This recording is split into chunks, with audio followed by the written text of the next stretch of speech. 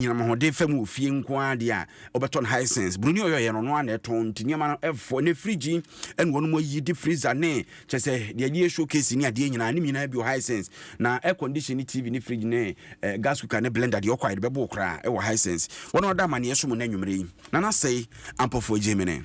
obri yaboa fentem frem yamo akwaba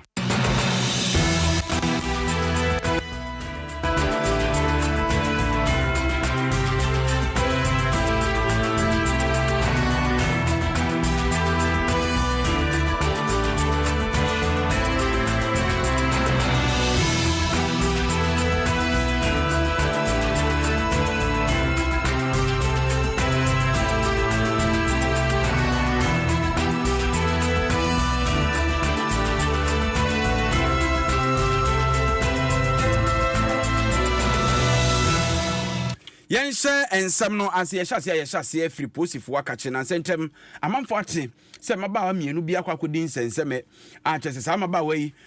no mo efiri asi akwa chese abefo kwantempo kwanso wono mo ehia mema bi a enye nkita hodie mu ase bema no wono de omunim se abrofo no mo edi nkomo wono manya dofo bruni be wo half cars amaye enti nkomodidie mu anya afiri akwakodu mpempenso so mkuhia wonom Wamani ba muso mo alata memu Nigeria nie omatibie hu papa mumfo ni ade ba bonten maganafo ene obi o internet isu de wo hunu bi ena akwakwa wie safe de nyame aboa ama aposifo kyeremu a wono wonfefo edi kasubom ama ene won saka nipa bonfo emu bi ama baba o yesu kra mo saka o na kwankyerefo pani a oda criminal investigations department CID eye police adwumakon mu huntahunum ne fa no ehwa bonefo semu na be de akyire Edabi penimpa no deputy commissioner police mu that's a DCOP Lydia ya donko ena ne wonen sentwerefo di nkomo no okirikire mu se enei sa nipa mienu a wono ensa aka wono no womo Nigeria fo empenimfo ekukumu a womo hwese wono mbeboa ama empenimfo edi mra no edi wo mo na fe so kra no Ghana de hia okoka adwamu nso no ohwekon befa so do mbeba no so beboa ama nhwemu na akoso yentie nsem DCOP Lydia Yadonko de tudwa no. Two victims, Anastasia Bedu Atta and Evelyn Sewa Kunedu, were then rescued.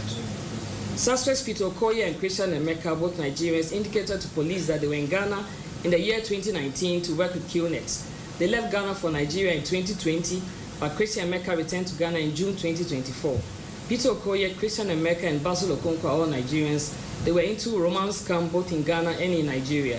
They operate through their Facebook and other social media handles. These suspects met the two victims, Anastasia Bedu Atta and Evelyn Sewa Kunedu, through their Facebook accounts. Suspects posed as white men who wanted to marry the victims. The two unsuspecting victims became convinced, accepted the marriage proposal. The suspects then lured them to Nigeria, and the victims traveled separately, but ended up at the same location on the same day on 22nd of April 2025. On reaching the location in Nigeria at Port Harcourt, Onitsha, Peter Okoye and his two accomplices kidnapped them. A total of 18,000 Ghana cedis was paid to various phone numbers from the families. As of today, both suspects and victims are with the Nigerian authorities, and efforts are being made to transport the victims to Ghana and also extradite the suspects to Ghana to assist investigations. Enti asamne mu oya nsumakonim utie se de police pani DCOP Adonko echechiri mu na se adwuma pa no de di ma no Yaku donko okay Yaku donko na wo wie no de to so se enipa num bi a wo mo soso no aposifo akire wo mo wo tututu adwumadie bi akoso asi no no so wo apuama ntamu nipa makomako be se num fa mu hwero mo nkwan wo sa kwan na so na adekore baaye no eye anwea ye tuo ho asem ne kofa eye tututu baaye nam so aposifo akom na no so mpempenso aduru no wo kire mu kire adehye. Police command commenced investigation to a shooting incident which resulted in the death of 5 people at Esiyal near Akwani Dobro in Nsawam. The police crime scene team which responded to the incident found the lifeless bodies of 5 male adults with gunshot wounds. No other persons were met at the scene. The team recovered the following items from the scene: 1 Toyota Tacoma vehicle, 1 Toyota Tundra vehicle, 1 pump action gun with 17 live cartridges, 4 empty cartridges, and 3 7.62 39mm empty shells, 1 9mm empty shell, and 5 heavy-duty motorbikes. Preliminary investigation suggested that there was a confrontation between two groups over sand winning at the location of the incident. The bodies of the deceased were deposited at the police hospital mortuary for preservation, identification, and autopsy while investigation continued to get the perpetrators arrested. Through sustained intelligence operations, we have so far arrested 5 suspects in connection with this case. The suspects are 1, Samuel Atuforsin alias Alanyom. The second is Freeheart Kweku Sedonu. The third is Kwesi Prince. The fourth is Benjamin Ajaleko. The fifth is a gentleman known as 1 Million. Wey ene nsɛm a ɛtɔ dwa na wo wie kura no se China fo ade hye miensa bi so a nipa bi fa omu numu ɛwɔ ɛpo so ɛnso so sɛ me kasa yi wo kyerɛ mu a na kyɛ sɛ wɔn mo agye wɔm a ɔno nso emu nsɛm mu hwehwɛmu no wo fra se 26 April 2025 at 10:00 hours, police received information from a company representative that the Chinese embassy in Lagos called to inform her that the 3 kidnapped victims have been found in the Delta state of Nigeria and rescued to the Chinese embassy in Lagos. And on 27 April 2025 at 20:30 hours, following arrangements engineered by this office, the 3 kidnapped victims who were rescued and released in Nigeria were received by the police led by myself together with other officials from the Ghana Immigration Service at the Kotoka International Airport. The victims recounted that on the fateful day of 27th March 2025, the pirates kidnapped them in 2 speedboats, blindfolded them, covered them with tarpaulin during the daytime, and traveled with them by sea for about 24 hours to a marshy area, which they later found to be the Delta region of Nigeria. Now, the kidnappers, upon disembarking from the speedboats, brought motorcycles to convey them for about 2 hours riverbank, which they crossed with them on foot to a makeshift camp where they were kept and guarded at gunpoint until 25th April 2025, where they were abandoned for no apparent reason. Eti wey ene nsɛm a efi posifo kokumu nhwemu a wɔn mo yɛ ene ne wɔde beto bedwasere de sɛ Ghanafoɔ ebehunu baabi asusu ayɛ de bɔde hono nam. Ɛne yɛntwa yɛne mfa nhwɛ agona apoyɛ mansinim ofifi mantam. Yɛnuanom a wɔn adidam ene wayɛ yɛkyerɛ de atia mpanimfoɔ. Ne nyina nsɛ wɔse mansin bedwa no sika a wɔsɛ nkɔde ma wɔn mo. Wɔn abɔno a ɛma na sika nyɛ sika atoa. We puduo pepe nwɔtwe pepe baako akyiri pɔ nwɔtwe 1.8 billion. Cedis nyɛ sika atoa a wɔsɛ nkɔmo nsa kan. Nanso wɔn abɔno ampani atwi wɔn ani. Sika so wɔn hia de ayɛ adeɛ ɛyɛ wɔn dia. Ɛnyɛ sɛ bia wɔn kɔ akɔsoro wɔn ankasa deɛ ɛsan sɛ mamra makwan sɛ futuo bi yɛ de bɛkɔ mansin bi amu no yɛ tibi ade ma wɔn adi dɛm. Na wɔn dwam treni ɛyɛ wura Patrick Esel na ɔde ato dwa sɛ wɔn hini kura pɔtɔ wɔn ho. Wɔn ayɛ asɛn kɛse ka wɔn sa bɛka nanso ɛma ɛno nso ho abufuo ɛne ho ahyia yɛ wɔn nenɛ wɔn de ayɛ saa ayɛ kyerɛ no. Di akomento yɛ yɛm until sɛ di ayɛ hwehwɛ no yɛ sɛ bɛka ne nyinaa. Ɛsan sɛ yɛhwɛ yɛ common fund a ɛbae a wɔn tumi ɛbɔ no bɔsia a wɔn kan kyerɛ hɛn. Wɔn fi hɛn yɛhwɛ yɛ bahama yɛbɛtumi abaha several times. Adeɛ yɛde letters mpo aba mpo mo wa yɛ ho adwuma wia o sɛ wotua ma nkrɔfo no yɛbɛbrɛ saa bɛyɛ 3 months wɔn fisika no wɔn fɛ ma nkrɔfo no yɛ nkrɔfo ne nyinaa no ɛyɛ yawdi ɛnam ho ama yɛtumi frɛ wɔn o wɔn bu onipa baako na ɔnkɔtɔ aduru wɔn ayɛ dɛ ankasa no ho ama nipa na ewu wɔfrɛ no Kɔbena Kuntu ɔno na ɔyɛ Federation Ghana Federation of Disability Organizations Agona East yɛ treasure we free. The Madi akoso Agona East District Assembly. Kwame Preke Ojare Yaba Assembly no. So one because Ebusafa Prena Omankasi and Kwame Preke we. Naomi Anteki of Yunkwanta. Non so Oyare ya follow on the assembly. Ya prepare Omanje Wankasano. Naomi Anteki we. It's Matoso me and saying the Yankasa Federation treasure. Umetum ashe enam sika sabio 300 cedis and as 500 cedis and when see we free menu ya na se wode yaw na yaw ya won jaw faye aye me nua no otraba me wei yenuanom a wodi dem wom dwam trani wo agona apoye mansinimu Patrick Esel ne na ote ye na no see ya pena this year what the krata command say papa hwe na tue sika man Samuel Oscar Mensa je ya no se we dia mon kafra pa me afa ne maba na me ba enkrate de ma me nyina nso wom se ka wo ho enti kwan bia so sika no mehwe na madane ani dia mamani manim ya enche disabled for no the one presentation was about programs are welcome as in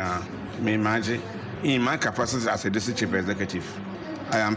handing over why me with the disabled for whisker woman was with them on and so now I must say the other mission now yeah the whisker was them on I must say baby I will pay the way and so we two now 1 year apart from that assembly hano whisker some and koye me bay Zoom line of Abamenche was it one chama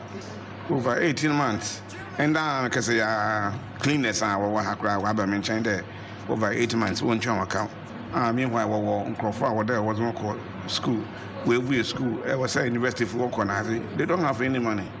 because I said many years ago was about the margin in young question watchman for one chama and so Nakaya Sudi Ama sending over there. Can be able for able to now. Ya the Mazanoma, Asumdiabano, Asumdiaba. DC ma Aguna East. Samuel Oscar Mensa, Nene and Aotiano. Yantu aswe na yanko ensem fufromu na enei yawo amanyokwa Adom akoma bese na ya se numu akon ho abomu a wo frɛ ho Third Force Alliance na yeso akeka otam abachire mu samanyokwa yi ene Convention People's Party CPP, People's National Convention PNC, Ghana Freedom Party GFP, Great Consolidated Popular Party GCPP na All People's Congress APC ayira ayarga e party no so akomo otam abachire mu ene ye pampe no se he ede enkonya ede ensenkyerene na MPP ye kuroi mu no demonstration mu ye si nyina so bia papa bia nim na anamontuo mampani John Dramani Mahama etuo wo memu fa Chief Justice otemwafo pani Gertrude Toko no ho no ene kwan so pepepepepepe mra no de ye adwuma enti obi ntia ase mra no wo so ne obi kanya wo mampani sanse so bi de adesrede ne koto mampani ani mu a ba bia wo so de kokwaje afutuo no sa pepepe no ye no na mu afutuo so ba ye no de ye adwuma nti ne boni awaye ene sei twetwefo pani ma GCPP Citizen Atodazi ena ne nsentwerefo di nkomo no wo kire se Chief Justice asemo aye kan enya asem bia so MPP fo boapa se ni nguase eto mo na no abato mu no wo pe bibi e de ahonko won ho e pe bibi di apro mo wediem na Ghana fo hu so mo ho eni nyina so Article 146 inhyehyɛ waye wo constitution nim ifa ekwana ye ba fadu ye yi otembuefo efi na egom no anade yan Chief Justice no se yehwemu a baby anyiwa wa tochema wo nhyehyɛ a President John Dramani Mahama wa hyase oriziyim na eyi kura kyerɛ nyaatwuma owom na enwude wɔrekeka wɔdafa waye gender issues waye besianti no ye da minti na so yen yehunu da maye kan erabinyi de nkofo a wahwa wo mu de ekwana so far wa fadon onye bone no wodo so sen wonum a wanu dem a wore ye dede eti Citizen Atodazi na otere nka no na ekoi asan de atodwa se si obibia Article 146 no na wo se ehwe ne yesakra mu na akwanya ne nhede a edi twidwa se koba so obi di adesrede ne koto mampani ani mu ana se obi di asem koto mampani ani mu a wo sa bedwe kotu no fo no omkususu ho no ene ye mpekuo bi a eni obi afa no mo hwa asem no hwa sampa ensuo wom ana se ensuo nim Alliance yes adwene de even though oyembra kwando no yambra kunyi na nkasa so yehwa baby wo won kakran ye miema nkoboboa ma man Ghana etuma afa ne tempefra nti ya ye nhyehyɛ kakra yenyim de oye constitutional review committee wogudu wo hyehyɛ miembra na ye won ye hwɛ de o miemfa na yebotum ya hyehyɛ ne ye ya obotum ya kuyenyim wa boye me yeke bebem ke buezi mu no nti ya na adwenkyerɛ bɛyɛ enum na yenso ye kyerɛ de nke ya fadam kwando boboye eti the otin nkan twetwefo pani edma GCPP Citizen Atodazi won kasaye ede ema eku awondin ene Third Force Alliance ye de ani kyerɛ kɔle klote mansini mu hono asa ye mpesua so ukoduru ho a ene wokoto abaso obegye assemblyman atum nanso wono bono amfoi na arehosam ne sɛ wono ma ekoto abai no mo yedunso emudu si wo mpɛ nipa ye bo ni din no enso pɛ no mo so wo mo pɛ na ne omo to wie ya ena ndisi amanyuko no wo mo to nkrama wo mo si afari ehene ha amo ato abatantansa mo ato abafo na mo nto abanyi pani ntumu amo ato atia dia mo ya ne yempe se mo ahwe ya mu hunu ne yie mo assembly members amotia meka se no mo nsa se sisi wo mo hwena no ani mo assembly members abo ha mo hyeda na mo yesa de no mo pesa ma mpani ne nsasi fo mo anasa de ya ntiase ne ntiase chena na abrantie ba ko odi wo manum kasaye ene na kokko se tensuo ni den Joseph Neti ene o se saa de no akoso no enye o mo pese o mo twe mansini badwa no mpuntuo eba akire wo mo bo wo mo kokko se wo mo saa de na ye o ma dwene se o mo de da bi o mbeto atia no so mo ahwe ni yi a o mo hu ni yi na sabra kokobo ekoso nyina mrahye badwani o ho Dr. Zenato Rollins no te ho swafo no hwe mkramantem so maami okulu no no so ate ho chese obi ani abobiem sanse mrantie na toaba na tiama ayawre ho papa na yentie sede abrantie kokobo no ekoye. John Mahama selected somebody who knows the constituency very well, somebody who knows the dynamics and the plight of the people. You understand, for us, if you come here and disgrace John Mahama, disgrace our regional minister in the end, it's so thoughtful. They are four soldiers of Olympic. We are going to rise assembly members. If we are going to rise against the authority of the government, then we are not going to we have to it's irritating because we dialogue with these people for 2 good weeks. So we were expecting that this would be explosive. And you know that how sacrosanct the thing was. It was very peaceful, despite the agitations and the misunderstandings. So we were urging them to do this thing and one touch. But if they are telling us that we should go back and come, we are going to take them for na wohwe bia nu ne ane ene mo akasa yenim se ye hwese mo beto ade ni yia ya baya de moto nwunan na mo de mo ye ka kira mo sha su ne ban ya mo da na de no mo pese mo guma mpani ani mo ase ye de obi a wono te mansini no ase aba a chese ono ba be ye DC no abehwa mpuntu akoso a de mo yiye nie mo hwe ya ye betinte su kokwa akire mu bia wei assembly members amomo koleklote ene ye bom kokoyi na branti ya kokoboi na ni abre dindindin a wobɔ no ye frɛ no Joseph Neti wono ne nkrato ba fotre de man disa manyuku ne fɛ wɔ mpesua no so ɛna wote ne nka no yanto asoe na yankɔ nsɛm foforo mu ɔpani bi a wabene yie wɔ mmerɛ mu a wɔkyerɛ mmara koraa na ɔsaye vice dean ɛwɔ Greenfield College lawyer Samuel Fembeti ɛna edi tudwa sɛ mpanifo a wɔno mu yɛ nhyehyɛ de afa ɔmayama mmara ho no sɛ onima bi a wɔse ɛsesa yama yani nkɔ ekwan efa so a yi eyetimu afo pani no ho pa na yade a wanhwa dabi no yebetwere yesi awrafu mu a yebetwe paso agudentuom wɔka ema ne kokosi abra na wo ye bedwam kasa kyerɛ dwumadie bi de ama law faculty student representative council SRC ewo Greenfield College ewo Sunyane na lawyer Fembeti ena ebisa se enei se wo hwɛ mbranse de sitie na nyɛ obiaa keke etimi trocrat ade komo mampani se opesi yi chief justice free ho na saade no entimi konkoba se bia yenu obia a obebo eye de ya paw no se omra mehwe oman emra enyina omeda no na je se obia fa krata ade ko ya se ne ho ye nipa da hia no anse waso krata nim na wafra se didi dwuma wakire se Ghana ewose yemi ani ekọ yamamra ene mra di adwuma no ho sanse temu afo pani a wo man mu no ne dwuma di a wodi o man mu no ano den papa ntie kokoba se yitimi ne saa kekesa tentenho bi a ade a hadwen constitutional provision na ema ho kwan se Ghana fo ankura bia betumi asore na omo de petition akoma president say when you chief justice no me feel say some part of the constitution so ehia amendment there one say when ya yefa so president enye president kura ya na ye vote man no okay sanka ye president na ya say ya vote man no say ya mpanu bi ma ya mfa petition mbra but chief justice no chief justice no ya bisa Ghana for say as soon as we point to chief justice and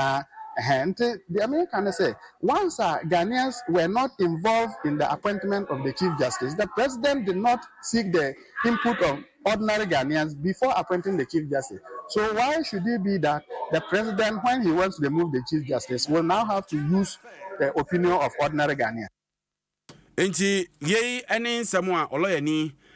no ka na SRC president Edema Greenfield College law faculty no Bernardo Usu Asiama ena ekyirem sɛ niam bebre wɔ no mu a obi ni mu a obi kyerɛ nti wɔnom ta hyiehia mu sei na yebiebie niam so kyerɛ man kanka de fa mbere mu a ɛboa ɛma yehunu yebenkum firi yenifa Actually no sɛ de di kan kwani efibra FT school ya no mo school na sɛ 8 years didn't see that after so even SRC we can akasa if so mo school na SRC bia ba SRC bi bra be baba didn't see that you know say lecture week na a student of the law and as I say esua for issue amrano you be say no ko other universities na omo ye bi colleague oko tech na other universities no ba je gidi bebre na omo ye enema bi say ama students no ekotie ka lecture na e bi o madwemu e mo tene ma bi ase so aha intino eno ne ade ai kan ya na say motivate ye say yemfa sa program we embra na say public lecture we enka SRCB celebration activities no eho na the topic we nso no a topic a yehu say nipa bebre e wo man ma o ma sha say say ye constitution no fan be bi on ma o mo gidi say ye change ne ma bi e beboa eti wei ene enkomo kakra ba enche yebeti asi kumasi asantema ntema kutie enkomo kakra na ansa na no obiri kodi bosesia *#06# *#06# simple isim na wope ene MTN de ama wo se men sa phones bebre mo so eyira ho be kiro wonya isim anu no na ode wade na high sense everyday prices for everyday people home appliances sell to mo nchen fin schedule no warranty na chese wanya bi 0249 108230 watch your number na we kiro 0249 108230 mo amubusa Fox mosquito coil hon common dodo ampese munya no number nam de ama mo no mon kam ho na ene ekum tontom prekope na ja wada na ho Lawson Herbal Center yedamosi wadawruma Lawson Law Care Mixture Lawson Delayman Capsules be ma gina so Lawson Herbal Mixture malaria 2 ye ho atoyen na emaremfi esen de ho hia ma ne nye den ne nyina se Pepsodent na de betwi anopa ene anwumre na wani mu ate na yade ekọ DBS omo na twa nchense pa friend coloring plus wonya bi to a eboa madana so bo na ye simple na san ye fe abram fi schedule no wode wani di akire my MTN app no so download ya ye ntem na download BCC a sanse afi na obebo code tintin star de ande hash da bi ewadodo app na so na de your business na akro no obi a ope phones ato ene appliances home appliances bi anasa accessories kan ho no ko franco ho ena ope CCTV camera so abenya no T74 adroni nie ebeye ni padua no mu adwuma ama kwa ahodo na mani padua gina so no nyina ye adwuma kama 2074 eye kama papa to bi sifie nanom na honto yankwa santimantam kropo kumasim ko bi mrekwa ye krado na mamponko mo bi kura no ko bi fato eso en wakwada dia se ene o ma ye ho se ebeda ne da yi a yemfa seda ema holy incensers free ene coil no sanse se ekum edan ho emwawa no ntefre ne mpaboa ne nkaboa ne nsonkro nsuo ntontom no eye kama papa ene ye se ntomu dia na we o say belated happy birthday enkoma Abigail Akwa won Sawam Government Hospital na Nyankopon Shira no onye okese pa efri wankasa wo yonkopa Laurentia Obin eho na eko edi amawo yenko kohwe se ko obi aba ai kama abusiapani bafo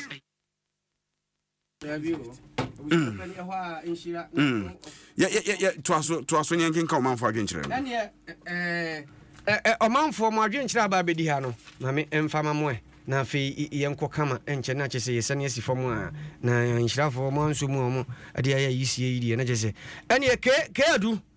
Keadu gas oven o se den otie anwumre na ene enoma ni nyina kama ye ready nti obi ope bibia amra emefa na ku amo aboaten Ablekuma Central o se obom pa ye se enkabo mu bekoso NPP amanyoko num na wo mohihye nyina ay kama ade ama wo no mum sanso na we free Ioni Cape Coast Ioni o se obiri metie anwumre na da bia Ghana na ye boso bo ne ye kase so ye ho hwe ye bu nkonti akere ye de ekro so ye ho bi papa bia dum so na ku ye Cape Coast ha ono so ne dia ode baya no ofa Kenny Plan Station o se ye tie anwumre edam yopo na ana ne kusu kwadwo kurum ono so anwumre wo so ne de na ode nam o se ye chiam na oware North Carolina America buchi mo se obiri ɛyɛ kyia wo paa ɛne ɛyɛ nso yɛgya abusuafo no nyinaa so Komensa Pillar 2 ɔse ɛnɛ yɛ ɔpemsoɔ ne birthday ɔte kurowre brawre ne krawre nwuma soɔ ɔtumfoɔ sɛ ɛtu a bio ɔse nana wanya mfirinhyia aduɔso no mu nana wɔnkɔ so ɛna ɔno nso ɛde ɛma wo Komensa Pillar 2 ɛdeɛ no no ebi wɔ hɔ anaa na megya siwa so wɔhwɛ live saa nso na Andrews Chumberima ɔno nso se ɔno ani o ɔne yɛ nyinaa ɛna ɛkorɔ na yɛmfa yɛni nkyerɛ nsɛm foforɔ mu na ɛnkyɛ yɛte asi fam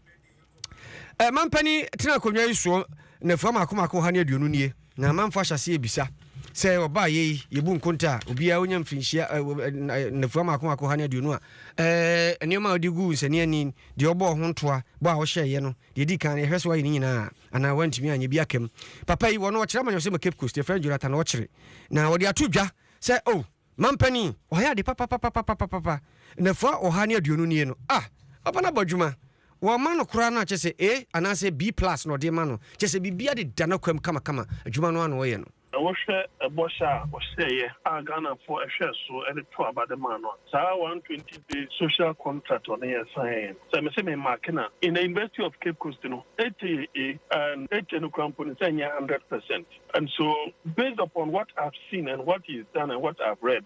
I can say authoritatively say he falls within the B+ to an A. Ebi omo omuntimi nyaye to say the removal of COVID-19 levy. And no say no omo abon to us because of the financial implications near the end, omo de kwa share abromo year review of the budget in terms of media review. And obviously that will also be solved. And then I see also nanka say export committee we are nanka so set it up,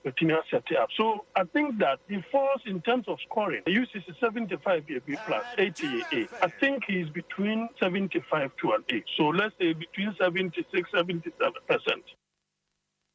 Na ɔse wɔwie no na ɔde ato dwa sɛ bɔhyɛ mampani hyɛ Ghanafoɔ ne nyinaa mu duro nyɛpɛ na baako a wayɛ akyɛ sɛ amana ni agye koraa mmienu e-levy a ɛni hɔ afei so ayɛ nhyehyɛeɛ sɛ deɛ friend code of conduct a wɔde aba ama n'asoafoɔ no ne nyinaa da adi sɛ ampa asɛ mampani sɛdeɛ wapagya mu ama mampani adie no baabi ɔde akɔduro no sɛ wobɛdi na wonnuru hɔ a ɛmmoa wo Obviously, no, say, in no, what's our say, no, wouldn't say they all rank the same way. A B, and we here, a B, so of financial implications. Yes, I'm a percentage near there, no, accurate, but I'm looking at it from the weight of the various promises and what's abortion. And for example, take away e-levy, which has serious financial implications there, and easy to come out with a code of conduct. And when we come, some appointees have suffered under it. I tell you what, the president is setting a different standard, is raising the bar to the level that other leaders that will come, if they don't match up, it will be very difficult for Ghanaians to accept the kind of leadership that they will bring because it's just unbelievable. I'm trying to say 24-hour economy, no initiation, no the export-driven type of winning, no because 24-hour economy, no, it can never be an event. It should be a process. It's a big deal. It's a big deal. So you just cannot pile up the youth in certain areas when there isn't any commensurable productivity. You have to make sure, say, wherever they find themselves, there is that commensurability in terms of productivity, not just a farm market. And they should take their time and get their act right. Other than that, it will rather create more problems for all of us in this country. A very major way, I think, but that apart, I mean, as I said, I'll score him between B+ and an A. Ɔse mampani abɔ dwuma papa yi wɔkyerɛ ma nyɔsɛm Cape Coast apɔn yɛ friend Dr. Jonathan Asante ɔkyere ɔse na 24 economy afei kura no wɔhyehyɛ kyɛ sɛ hyehyɛ wɔde ba ne fɛre na kɔnɔ no ɛbɛboa papa nti adwuma deɛ sɛ mampɛ John Dramani Mahama yɛ friend mɛda ne so bi ma ada na baabi wɔde amamuo ne sɛ deɛ sidi mampani akɔduro no wo ba wa ma maduru hɔ no deɛ Ghana fo bɛhu sɛ dabi wa ma yɛ hwee Oman for adwenkyerɛ no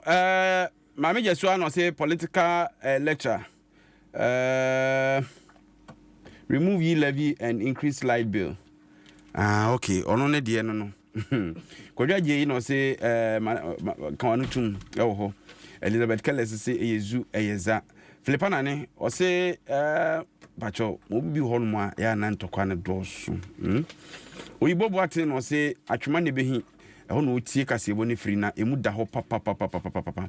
afei we dia ɔde ba Felix Osafo say Worcester na say obri kulenu mama ne this research no na adani dum so you na omuyi nkrofo edi na galamsey so ebu faso James A Foster no say nchia nkoma obri Foster so de free adwo na nyame ya adom a obiri memene da ye otema maame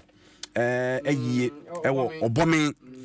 kwa obomen Adom Park a chese enyasem keto akra eneso ye krobia yefra sante kotoko hino tu fo se ditu abebio nana awoda nti yema opemso trinkwa na yesra hoden ene nyinkyere ede ma no na ni nyansa ne adom a eda ne so no nkoso afa mo Ghana Emmanuel kudo enso ede free Dubai also ochia akukrum fo nyina Safa Rosemont no say hwane ko boni dia ene one na ede afeso ha yi obi akobɔ ne din wɔ hɔ no na ye nua ba comfortasi du amete ne nkache comfortasi du a ba bia obi a ye moadwo na nana kosa brempon so obremen ono so kase boy otie papa na Mr Isaac Boyson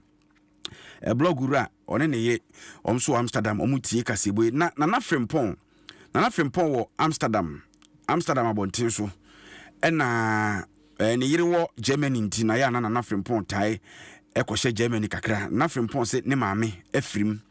maame abena doku a nyame ya adom a ono nso so mse dabre na wotwe wie ya na chia ehefa na ye chia community center minim baby owo no a chia enye kro ye popular nti obi ye hu this everywhere enye chira hwe we zina chia ya chira de asenka bu se enye chira nti we ya chia nti wasi Ghana happy birthday happy birthday enkoma Stephen Ado Ashalaja Christ Apostolic Church ona ye international protocol officer ododo na fra chief ene nyame de afia ka honfie no de ne picture so aka fe chief happy birthday enkoma why nyame adom a eda dwoada ebeya na Santima Mpon hene okokyira hene nwisi ahene da sebiro sebonsu a otoso mienu yedi na wotweda wa Santima Mpon nti amanfo nhyɛ ne nso ne duru ha munyina momra na yenni ye hene no na wotweda no man nyefe ye fam na na sei ampofo gene obri yaboa Fentemfrem kwa bi kule nu na ebo ye chidomo ne eye Jagre Boaz na Africa ndie ko Facebook ni YouTube na so de eja enya broni kokko ma che Sule engineer papa ma ne betai achi na ohuni na ase ebio she skeska on foot sha we silver one yemko Hello. Macho, me pacho me ma Mavis na kasa no. Machi, ani Mavis ni na ho ani. Pacho friend me Alfred, me free MTN. Sisia na me hu say yi sika wo wallet ni. Yeso. Me sika me brenya no. Aso na okay.